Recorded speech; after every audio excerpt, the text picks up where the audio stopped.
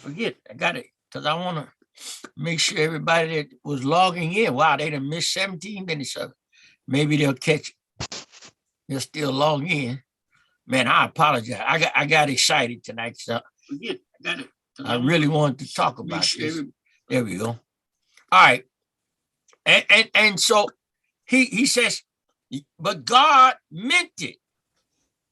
That means God intended for this to happen.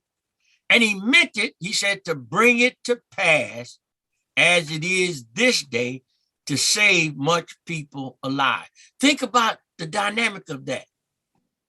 God did this and caused this to be, and it's according to his will. And it wasn't just because of the dream of Joseph for his brothers to be bowing before him. And the scripture says they bowed down to ask him forgiveness.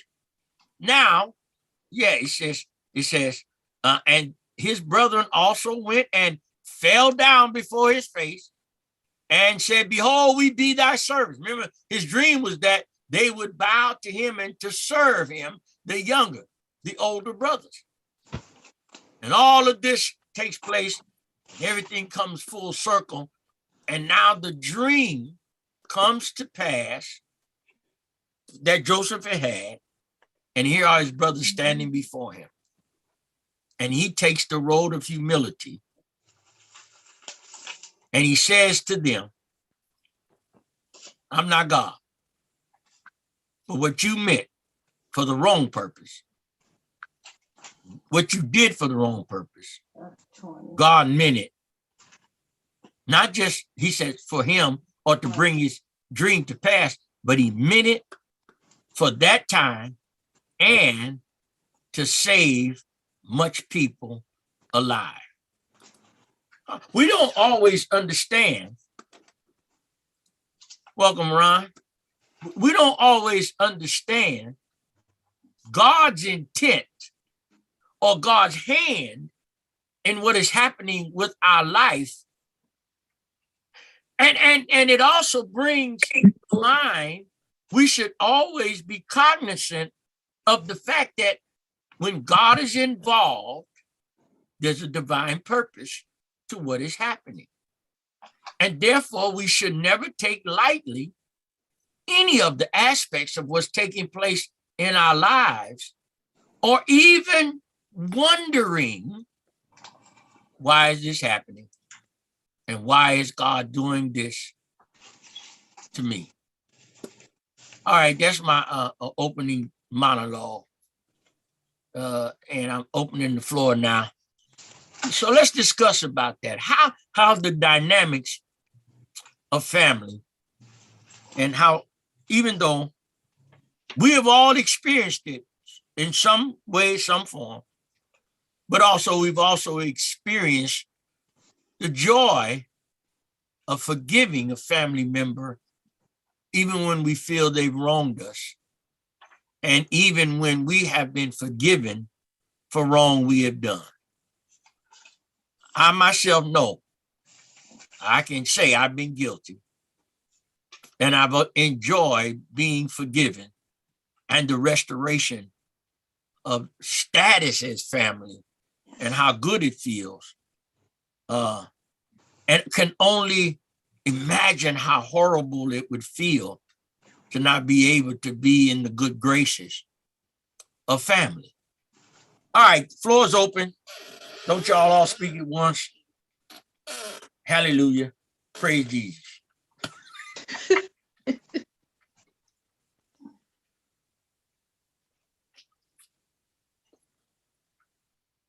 Cat got your tongue?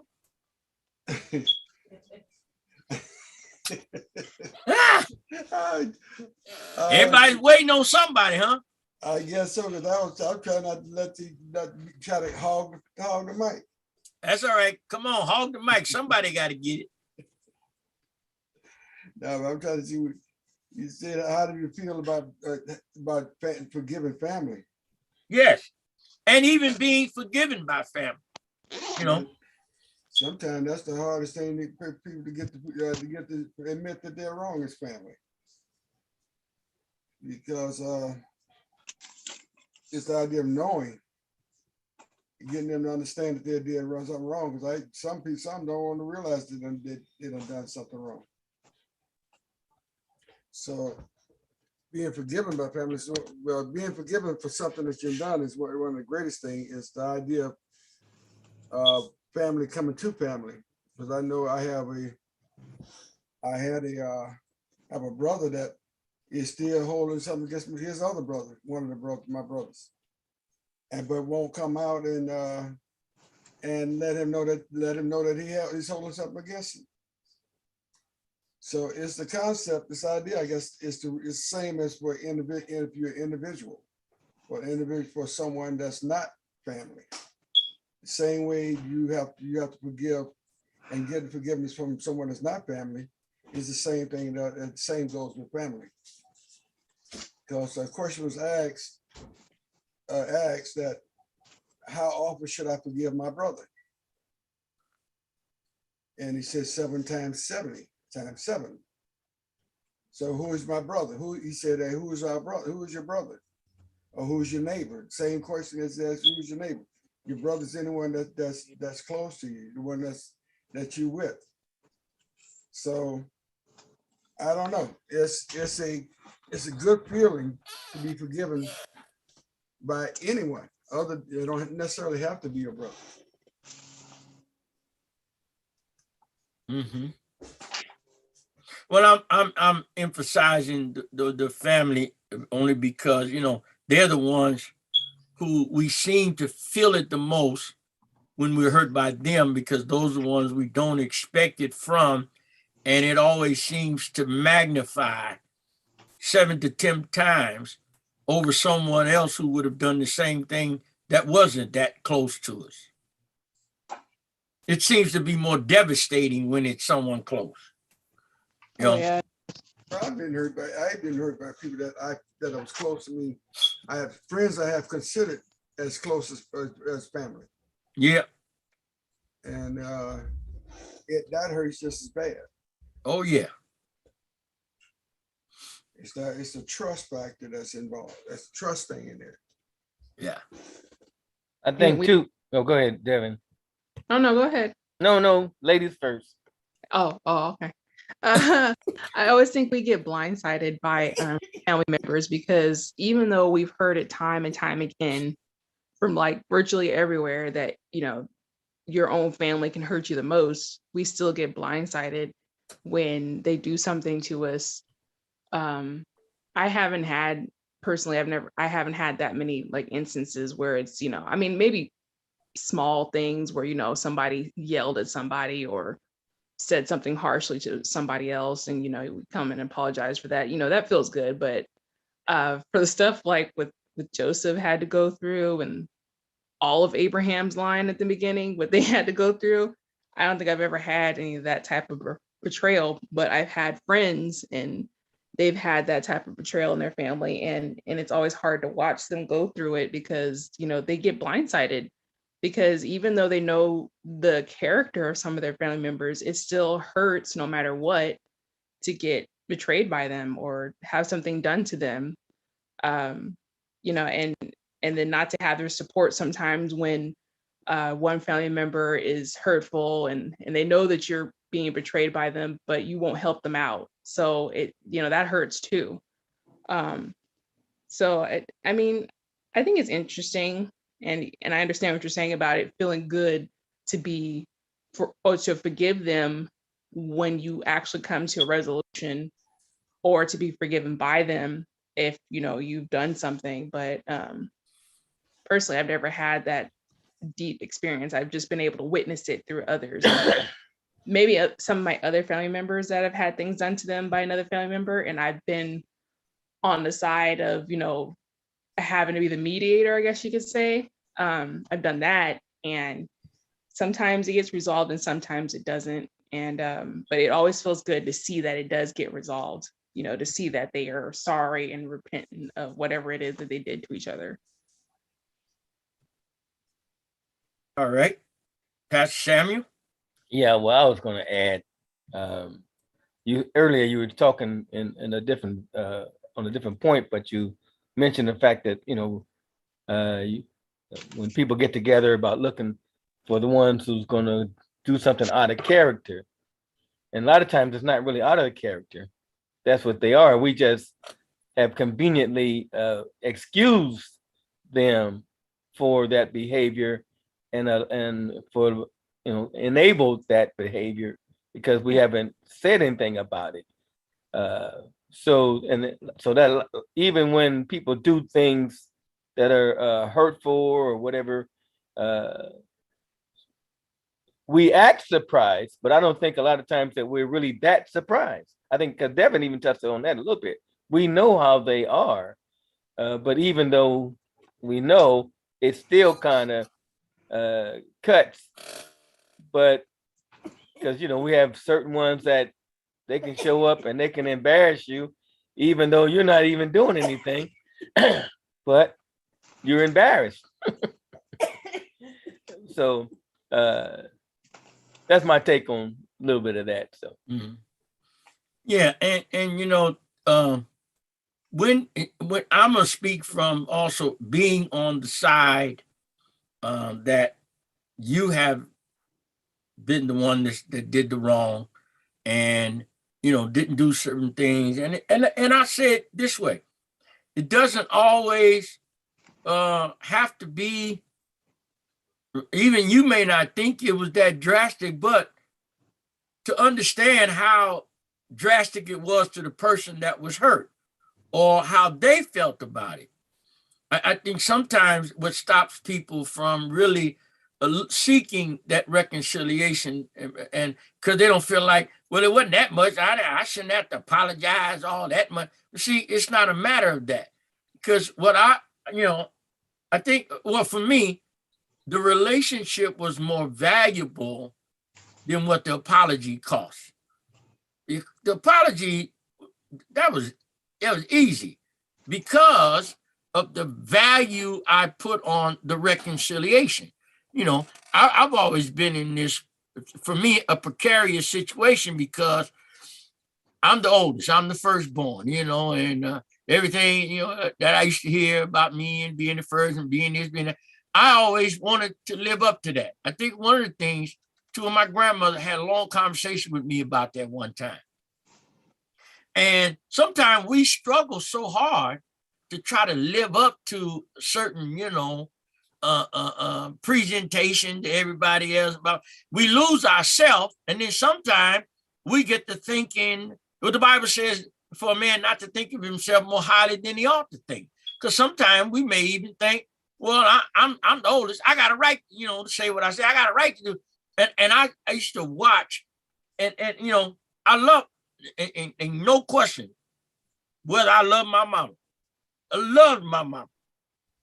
But my mama, I think, gave me the best example of how you shouldn't say and do certain things in certain situations and times, because she was one of them no holds barred, said whatever she felt like she was grown enough to say, and and she didn't care how much it hurt you or how it felt to you.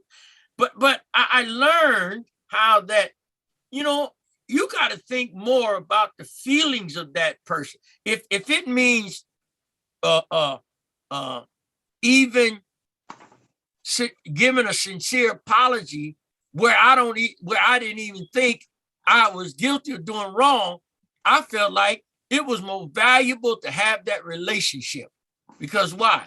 I wanted to be viewed. I wanted to be viewed for being the big brother, for being the eldest, for being responsible, for being the go-to guy that they could count on. I didn't want to be, the villain. I spent some time being the villain. I didn't like that, and sometimes you got to realize, and even sometimes when you intend to do what's right and do the right thing, circumstances sometimes don't work out, but you still have to apologize. And I've seen people, well, I ain't do nothing, so I ain't apologizing. No, well, I am. I'm going to apologize because I think it's, it's more of a benefit and an advantage to be in good relationship, especially with your family and friends. I have some friends right now. I can just call, and I don't care what it is. And some of them I just got fussed at today about, one of them. Well, why don't you? Well, I don't do that. I think I have to exhaust all of my efforts, to do what I need to get done. Even if I'm in jeopardy of losing something, I'm going to hang on and keep doing all I can. I'm not going to call and just ask them, to help me. Well, I got, fussed at about that. Well, man, you got to tell them, man, you do for everybody else. You always try to help everybody. Sometimes and I had to learn that too from a church mother who accused me of being selfish. She said to me, Pastor, you don't want nobody to be blessed but you. You always want to help everybody else, but you never want anybody to help you. Well, because I always, think that if I'm in that bad a shape, I got to ask somebody, then I really messed up. But guess what? Life happens. We all get into situations that, we can't handle sometimes. I remember, this is 2022. So in 97, the worst thing I thought I could ever do, working, I had good business, I was doing well, and I had a couple of bad breaks, a couple of things that happened. And I'm gonna tell you, the worst thing in the world to me was to file bankruptcy. I just thought I had done the worst thing that anybody could ever do, because that means I wasn't being responsible. Okay, the housing industry, it had hit another dip like in 1980, and that happened in 1980. We were out of work in the construction industry for about 9 months. It just took a nosedive. There wasn't any work. And then in 96, 97, I was in transition, moving from one state back to another, and a couple of things happening. I got into a financial hardship, had to file bankruptcy. But coming out of that, I ended up, running into a real good business deal, started making some good money, and was able to bounce back. But I had filed bankruptcy, but I also didn't realize one of the benefits of it was, guess what? All the stuff I was trying to do before to get out of trouble, and I couldn't get nobody to loan me in, couldn't get a credit card. All of a sudden, all these offers was coming in. And I was able to get back on my feet and do some things. What I thought was a negative turned out to be a positive. But sometimes we don't view things like that, and we too hard on ourselves. What kind of man are you? And well, how you're gonna face people and blah blah. And I think a lot of times some of the decisions we have to make, we base them sometimes on what other people will think of us, even when we have to make hard decisions. And if we're going to have a greater loss for not making a choice only to satisfy other people, I think we ought to weigh that. Because if other people ain't gonna like it, but it's gonna be benefit for me and my family, then I can't worry about what other people gonna think. And that's the way we have to deal with things, is who in this. Joseph said this, and I'm gonna put the mic down, let y'all back in. Joseph said, God meant this for this time and to save many people alive. Who's really benefiting from the choice you're making to forgive? And it shouldn't just be just to make you look good or just to make somebody else feel good. Who's gonna really benefit from it? I think one of the things you said on that forgiving is the value that you put on the person or the relationship you have with the person that you should be forgiving. If you don't have, if some people say, I don't care about what he or what she thinks, they don't care. They don't put no value on it. I think you said value about 6 times in your statement, making that statement. And value is the key. what kind of value do you put on your relationship with your brother? What kind of relationship do you put in? What kind of value you put on your relationship with your best friends? Or what kind of relationship, the value you put on the people that you deal with? That value says a lot on what people do and how they respond. So when we start talking about forgiveness, people determine their action based on the value that they put in a relationship. And we should all, that shouldn't have a play, that shouldn't have anything to do with it. But we do put a value on our relationship with people. And how high and how much of a value we put on it sometimes supersedes what we should be doing.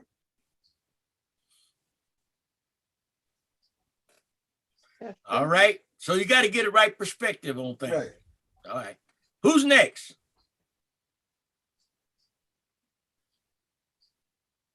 All right. Y'all gonna Pastor Sam muted himself. What'd you say, Devin? I said Pastor Sam then muted himself. Well, yeah, that's Looked because like he had something to say. no, I muted myself because I was trying to be, you know, in line with the protocol where if I'm not speaking, I keep my mic off. You know, that's all, Devin. Oh Lord. But I'll leave it open if it helps. I'm just messing with you. I know. No, but the bishop made a good point about, valuing how much value you put on a relationship, because it made me think about times when you have to be honest with somebody, especially family members too, when you have to be honest with them and it comes time for that. And because you were thinking that, I don't want to hurt their feelings. Same thing that we're doing in the church now, where, you don't want to hurt nobody's feelings. You do the same thing with your family too sometimes. And, I don't want to hurt their feelings, but, you got to tell them, well, somebody's got to say something. You don't want it to blow up in their face, which often happens. I've watched enough court videos to know that it blows up in the wrong way because nobody told anybody anything at the beginning. So when it's time for you to tell them whatever it is you got to tell them, and if they can't take, basically bad news, or they can't take, they find out somebody's cheating on them or something like that, and you got to tell them you didn't saw them with some other woman or some other man, and you got to go tell your family member, I saw, well, if you don't tell them, then they're going to find out, oh, you knew, you didn't tell me, or, you tell them and then they, go off the handle, but at least you told them the truth. And, and then they expecting you to be sorry about it down the road, but you can only be sorry that they had to learn the bad news, but you're not sorry that, they got it from you. But I that's what it made me think of when he was talking about the value you put on relationship. If you think that you telling them is going to harm your relationship so much so that they don't want to talk to you, well, fine. Because if they're any kind of a good person, then they'll eventually come around and say, you know what, I'm thankful, which happens a lot. And they say, I'm thankful that you told me, because if had I found out the other way, it would have been much worse. So we put the wrong type of value on some relationships where we miss out on really strengthening our relationship, where you thought it's broken, man, that they hate me now. They think I'm terrible because I told them what I need to tell them. Well, then, just let that go, and just keep moving on, because eventually it'll find its way back to you where, it's a better situation in the end for you, between you and that other person. Yeah. And what we fail to understand is that even when people take information from you in the wrong way, when you have your good intentions, and they take your good intentions the wrong way, if you just hold your peace and chill, at some point they're going to come to grips with what you said, and they're going to understand that you had their best interest at heart, and that and they're not going to be upset with you anymore. But they we try to push people into that place instead of letting let it play out. Right. See, because they needed to hear it. Yeah, they did. But now let them process it in their Right. own time. Right. We try to mold and shape people the way we want them to be versus the way they are, and that's why a lot of times that's what causes a lot of the conflict that we have. I believe anyway is that we're trying to mold and shape people and to be what we want them to be versus who they are. Right. And they're You're not trying going to to always smooth over- think. They're not going to always have the same perception as you either. Yeah, you're always trying to smooth over the truth when you got to realize the truth's got to stand on its own 2 feet, and it will. And so it's kind of like how I forget which prophet it was. I can't remember now.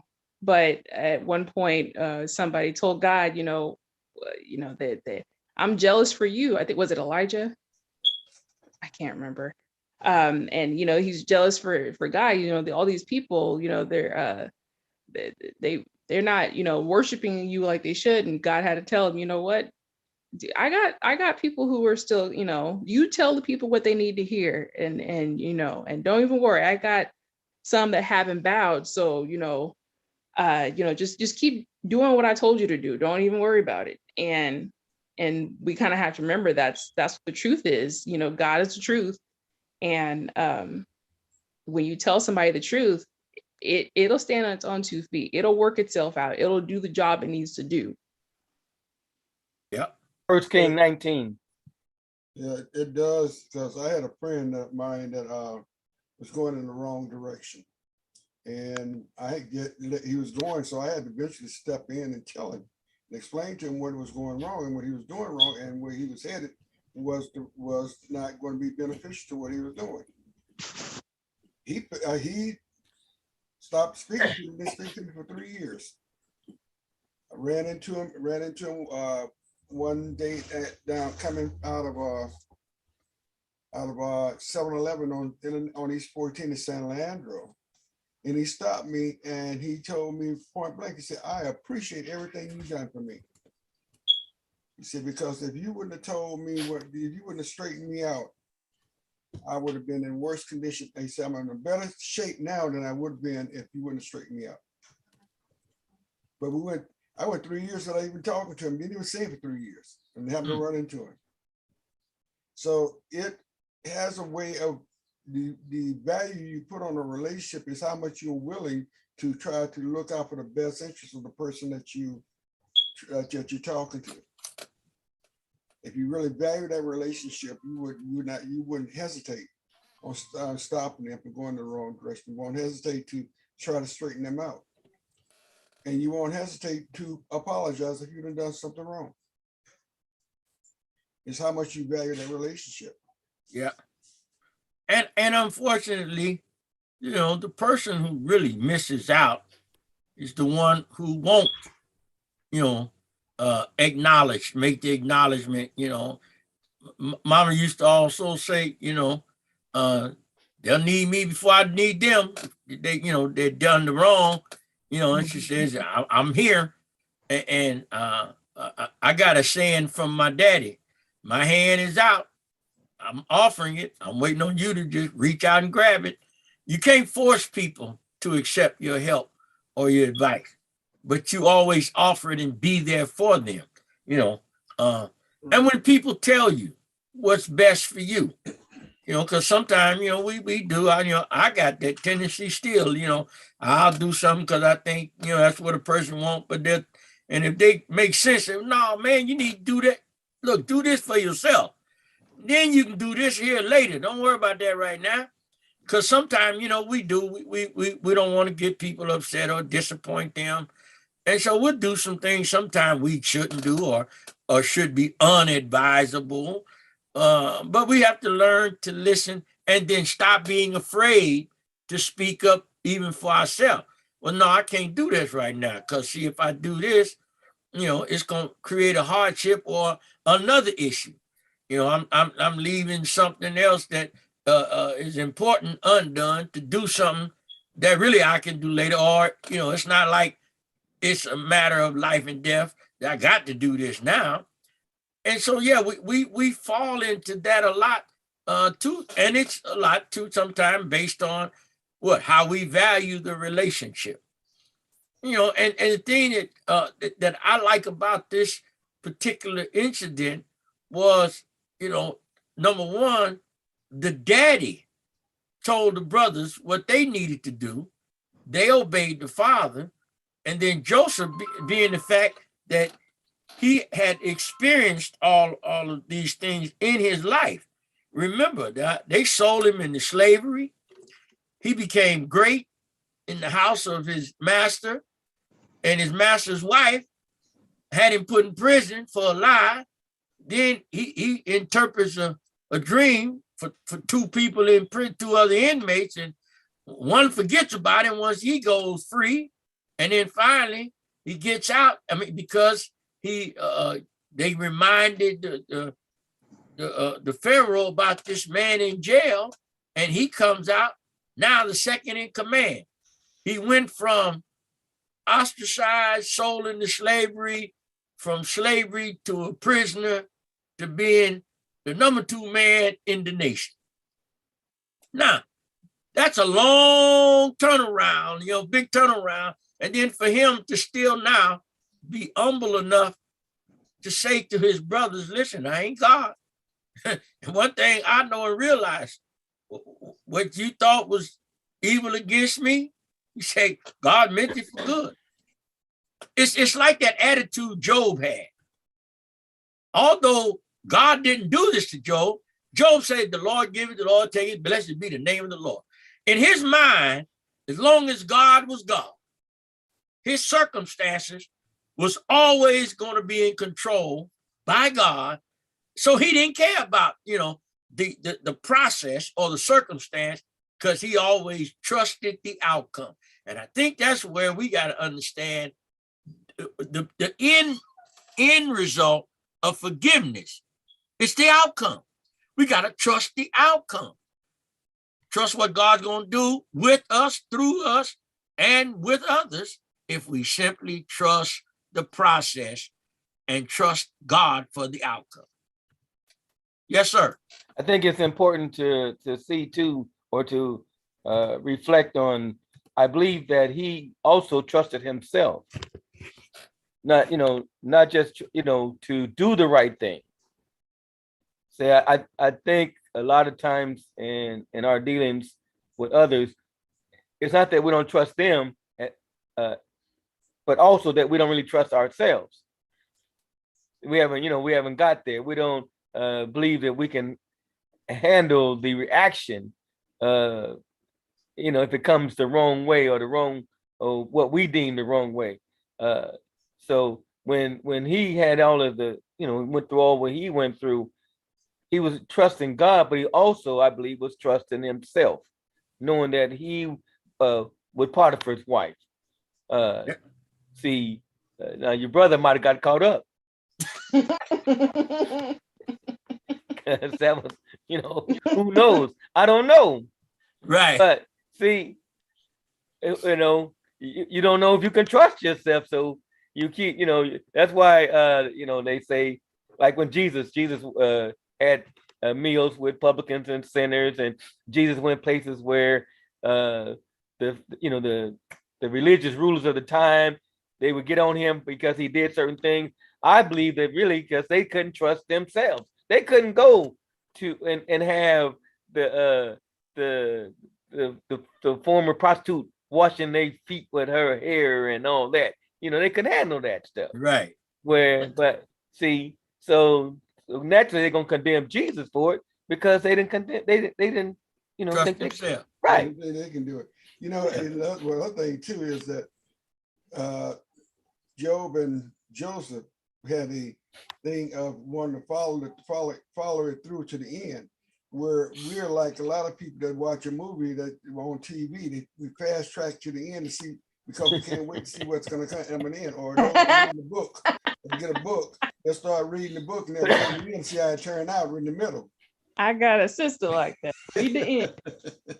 So we have to understand that when we're going through something, there's an end to the beginning. Yep. So That's often how they record a movie. Yeah, you can't jump over the middle to get to the end. Yep. And if you trust the outcome's going to be good, then don't fret Yeah, in the you process. take it all the way through. Yeah. I can You know. assume, I can sit up and watch a mystery and assume that it's going to end a certain way. But I'm not sure it's going to end the way until I watch the whole movie. Right. You know. How can you learn? How can you learn unless you went unless you experience? Yeah. Best And trust- basketball players, they say it has experience. Yeah. No, and now piggybacking on Pastor Sam, you know what? I hear a lot of people talk about what they would have done and how they would have handled it. And I'm going like, man, first of all, you don't know what you would have done. You know, there was a preacher recently, he did an illustration of Jesus spitting on the ground, and he's in the pulpit preaching, and he's spitting his hand and, you know, mixed it with something. And he had a guy up on the stage. He said when Jesus spit in his hand and he hocked up some spit in his hand, it was red, and it went viral. And a lot of people were saying, man, that was wrong, out of order. He shouldn't have done that. And I said, and Fred Hammond got on, and Fred Hammond said, all y'all been commenting about what Pastor Todd did and, you know, spitting in his hand. He said, now when Jesus did that, he said, I think all of y'all who talking about y'all would have followed Jesus and would have went along with it. So y'all have reacted to Jesus just like y'all did him. Yeah, man, spitting in there, talking about rubbing some stuff on a man's eye. And if, you know, if y'all was the man, you probably would, man, I mean, with no spit on my, it's a good thing the man was blind because he probably didn't know what Jesus was doing. But think about that. We're quick to say, you know, how we would have handled something, or what we would, you know, yeah, they had me back in slavery days talking about whooping me and talking about all this stuff. Yeah, I'd have ran away and I wouldn't have got caught. Okay, right. Uh-huh. You'd have been like Toby with 1 foot. A half of a foot. With Kunta.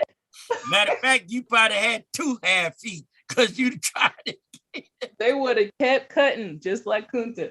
Yeah, you see, so yeah, we quick, and that's the other thing. We're quick to make judgment on others because of how they handle something. Ooh, Harold. Oh, excuse Yes, me. sir. Go ahead. Even in relationships, see, we butt into other people's relationship. If I was you, I wouldn't take that. See, and then when the relationship split up, then that same individual that told you shouldn't take it, they trying to get your man now. Oh, You didn't. Yeah, I went there. Woo!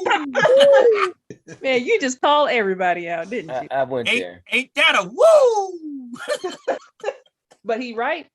He right. That's right. I would have. So we have to be real careful. Yep. Especially when people are telling you what they won't take and what they wouldn't do. I wouldn't put up with that. Okay, fine. Let me run my course. And because you never know. And you know, we have to trust. I still say to trust the outcome if we trust God to handle it okay. You know, we oftentimes, because even if you know, everybody gonna think they're right. And the outcome comes out in the way that, see, you got two factors though. You not only have God's will, you also have the laws of the land. All that plays into it. You subject to this stuff. You don't get around it and you don't avoid it. And it doesn't matter how much somebody says, they not gonna do something, you know, when it comes to, like, you know, with the pandemic, the pandemic, and all the stuff we're dealing with. You can't do certain things now. Like, you know, I just found out they allow limited visitation now in the hospitals. You remember when this first came about, nobody could visit, period. Now, you can't visit a COVID patient, but you can visit someone who's in there for a non-COVID related situation, illness or surgery. I got a friend now, was supposed to go in last Wednesday for a 30-minute procedure, operation on his back, and they're going to send him home. I called today to check on him because, he's supposed to be recuperating at a friend's house because his house has stairs and, he was supposed to go to a friend's house to be on the first floor. He's still in the hospital. A 30-minute procedure ended up being 3.5 hours. And I don't know what they did wrong, but he's still in the hospital. But he told me, DACUS, so-and-so came to visit me. I said, they're letting you have visitors? Well, yeah, they can have one at a time. So good, man. I'm glad to know that. Well, see, but other people say, man, I don't know what you're talking about. I bet they let me in there. Okay. Well, man, listen, you ain't bad as you think you are. Everybody gonna tell you what they can do and what they would do, and they wouldn't do that to me. I bet that wouldn't happen to me. Oh, yes, it would. Trust me, because they got some folks who have some friendly persuasion, and they got the law on their side. So we too often avoid acknowledging the facts. You can't do everything you want to do now, and you can't just go anywhere you want to go. If they say you have to wear a mask, I heard people complaining, man, they talking about now mandatory mask in public places, and I still ain't wearing them. Okay, just because they're not enforcing it, but in certain places you go in, they absolutely are, and people get offended. You show up to certain events. I remember I had to go to a funeral, and I was part of the funeral, and when I get there, they want to take my temperature, and I stuck my head out, and, let them take my temperature and all that, and whatever they asked, I cooperated, had my mask on, and blah blah blah. And man, you sure cooperative. I said, listen, I'm here to perform a service. I was asked to participate. I already knew what I was dealing with. If I wasn't willing to comply, because they had on the information, COVID-19 protocols will be in effect. If I wasn't willing to cooperate, I shouldn't even came. See, we go to stuff, some people go just to prove they can be a problem. Oh yeah, I'm gonna show them. I ain't wearing that. And then they get there. And I remember one day I forgot my mask, and I had a pack that I had just cleaned out my glove box, my armrest, and taking out the pack I had in there. I went to Walgreens to buy some, and the guy say, "Sir, you can't come in to buy one unless you got a mask." So I turn around, go back home, and get my mask.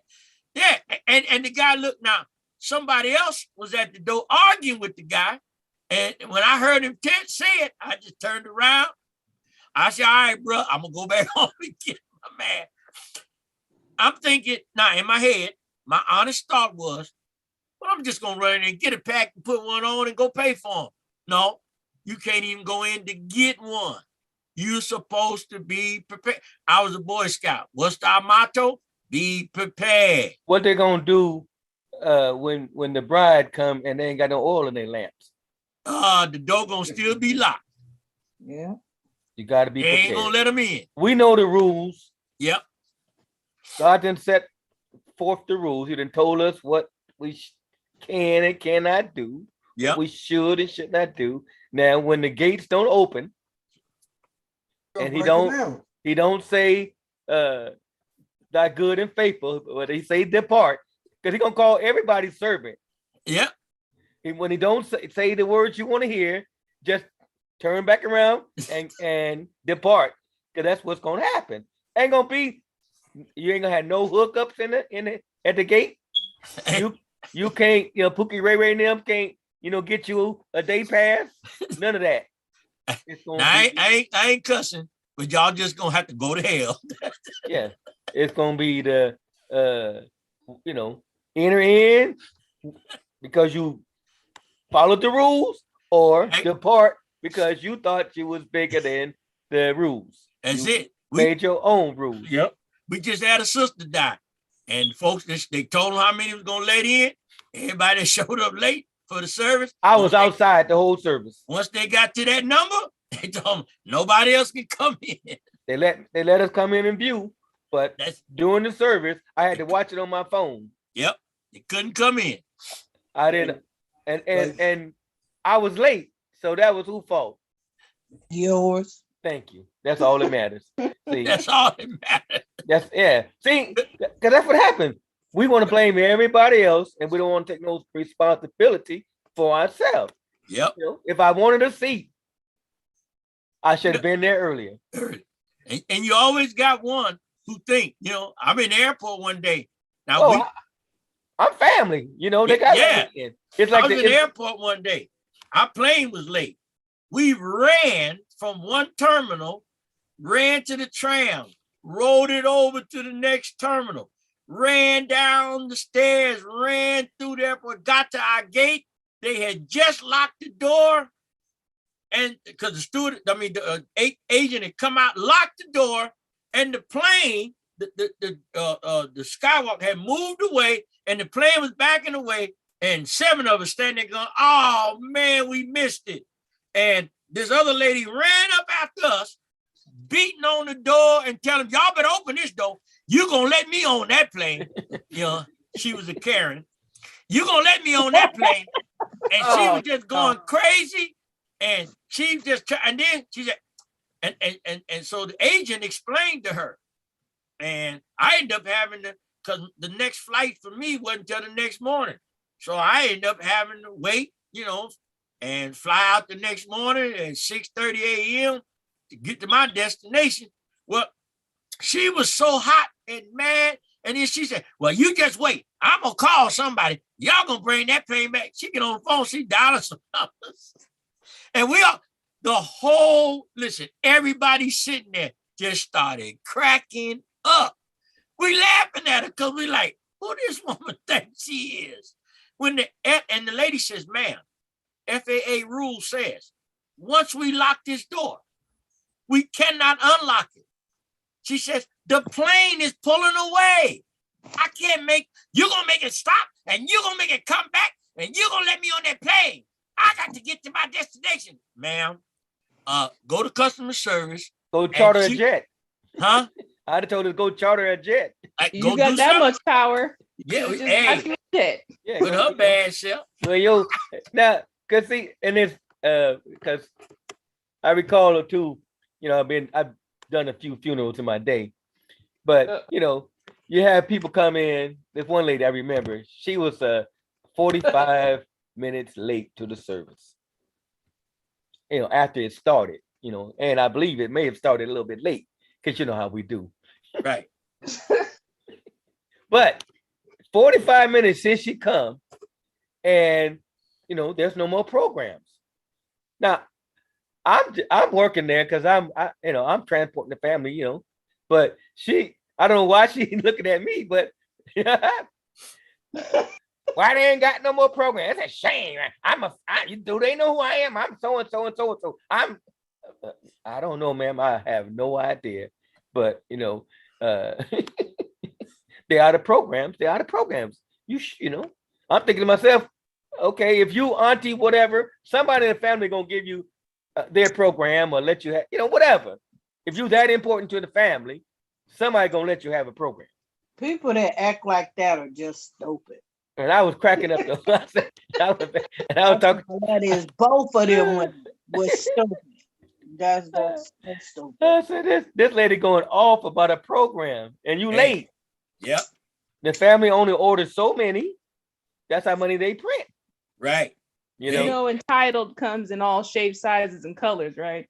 Oh yeah. Okay, I got you. Okay. Yep.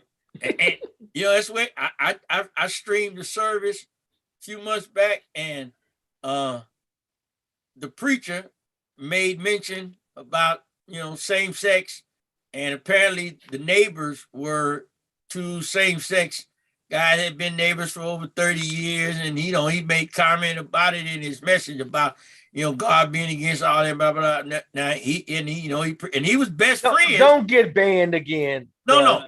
You He was just best friends with the guy. I'm just saying you just Oh, barely no, I'm just saying what happened. So I get a phone call because I streamed it, and it was up.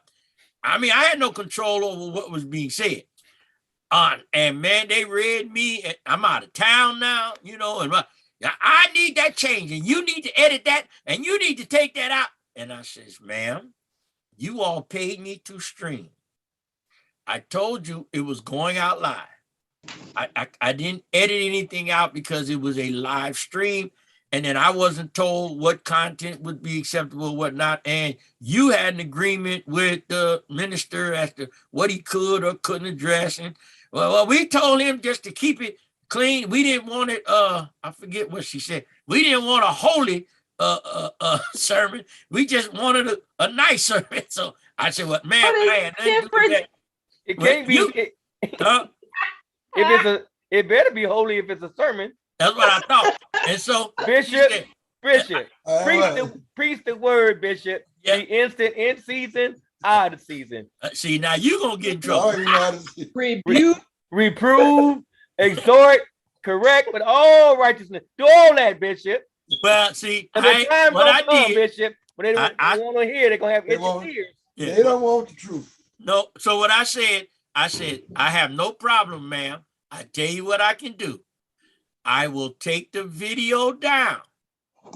I will edit out the 5 minutes and 22 seconds you're referring to, because I went and reviewed it. I says, but it's gonna cost you. I will edit it out and re-upload the video, and this is what it's going to cost.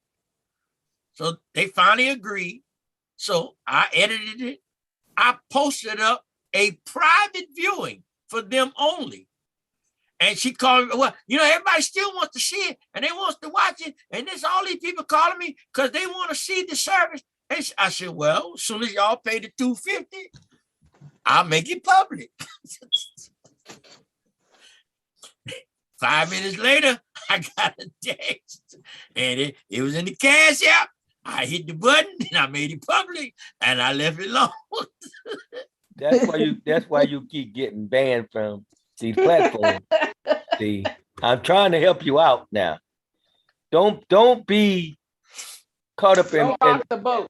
don't be caught up in Potiphar's wife's web now. Well, You gotta go ahead. I mean, you gotta get caught up in her web, You gotta let her, because you gotta let her be. I dropped the coat. I let her keep the coat. No. See, you were supposed to, because you wasn't married and you young man, and see, You want to take a piece of the coat.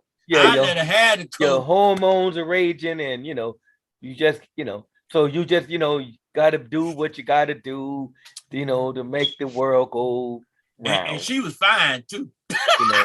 So you can't rock you gotta rock the boat, bruh. Hey, well, So anyway, and that's the way it goes, y'all. we have to deal with this, all the time. All the time. And I think that for the sake of happiness, there are a lot of people who are going to leave this life unhappy because they won't forgive. And forgiveness should not be predicated upon you coming to me, because I think you should apologize, because I'm going to still hold that and take that to my grave. And I'm going to be surprised when I stand before God and he says, my son said to you, if you forgive not your brother their trespasses, I won't forgive your trespasses. Plain and simple. It's unarguable. You have no recourse. You got to accept God's decision, and you got to forgive. Plain and simple. And don't feel bad because you tell them that, because they may not like you for saying it. They may call you a meddler. Yeah, you don't know what you're talking about. And you just, they can always accuse you of being on somebody's side. But listen, good or bad, right or wrong, up or down, you can't be deterred from telling the truth, and for at least offering people the truth, the real answer. And that's the facts. All right, anybody have any comments? It's 6:12. As usual, we've had a wonderful conversation today. Anybody got any other comments? Yeah. Well, I got one. You remember your brother said when you get there, close the gate behind you. Oh, I don't have control over the gate. He said when he go in and walk in the gate, he's gonna close the gate behind him. Who that, Harris? Yeah. Yeah, well, tell him I don't have any control over the gate. He might be the gatekeeper, but I'm not. he claimed Hey, everything. Bishop, Yes, sir. my Bible say the righteous gonna scarcely make it in. So Yeah. I don't think anybody gonna be too beholden to that gate. They're gonna be Listen, oh Lord, I made it. Oh geez, thank you. they gonna be so happy they got in, they ain't gonna care who else get in the gate. Yeah, they Yeah, gonna my brother said that he's gonna get up there and he's gonna just close the gate behind him. Oh, and I sent Devin, I sent you a message. I hope you got it. Uh-oh. uh-oh. No, it was in reference to the scripture she was talking about. Oh, yeah. Oh, okay. Oh, okay. 19th chapter. Yes, thank you. All right. That's my job, Devin. See, I'm on the Bible committee. See, Yeah, he on the Bible Oh, committee. the Bible Brigade. yeah, Yeah. yeah. I'll help you find it. All right. Well, thank everybody for joining. As always, we always have a wonderful time on the Zoom. I look forward to Wednesday nights and Friday because, y'all expect me to talk the whole hour the rest of the week. But Wednesdays and Fridays, I think we have a lot of enjoyable time together. And it's good feedback and wholesome conversation. And I want to thank you all for participating and just being on. It's always a pleasure to be with you. And so we'll be back tomorrow. And tomorrow we're going to talk about when you're the problem. I won't be on tomorrow. Sorry. I gotta let me see. I got an appointment tomorrow. So y'all I'll catch y'all on the wrap up. Now, Friday night wrap up, we will be on. There's a viewing for the family on Friday, but I've already told my sister because it's just a viewing. And I'm going to be over the service Saturday. I'm going to go ahead. I'm not going to make that trip up to Sac and then have to come back here and then drive back to Stockton on Saturday. So we will be on live at 5. So I just want you all to know we will be on Friday. And I thank you all for your prayers and all of your condolences to the family. We all appreciate it. And just continue to pray. And listen, pray for everybody because we're not the only ones losing loved ones. We're not the only ones suffering illnesses. We're not the only ones having financial hardships. But one thing I know, God is able, God is in control, and he always makes a way. So thank you all again. And as always, God loves you and I love you. There really isn't a thing you can do about it. Brother Pastor. Not a thing. Brother Pastor. Yes, brother, sir. Your brother Lawrence reminded me something that Superintendent Larkin said at Daddy's funeral. He said, God knows what he's doing. Absolutely. Keep that in mind. Absolutely. He does. And I have come to terms with that one, and I guess that's why too. I take pride. I do. I really take pride in having the position I have. And my sister reminded me yesterday, when she told me thank you, she said, because Daddy did leave you in charge. And so because of that, I take pride in what I do and coming through. And like I told her and her daughters and everything, I said, listen, y'all, I appreciate the things, but there's no need. This is what I was told to do, and I'm obedient, and I enjoy my position, and I'm going to do it to the best of the ability God gives me. But I won't apologize for keeping order. But I'm gonna do what I'm supposed to do. And I thank God for the support, and especially my brothers, because both of them, they support me, and they tell everybody else, talk to Harold, he's in charge. And they ain't gonna argue with it. And I'm not gonna do anything that's gonna be hurtful or harmful. So y'all continue to pray for us, and we'll pray for you as well.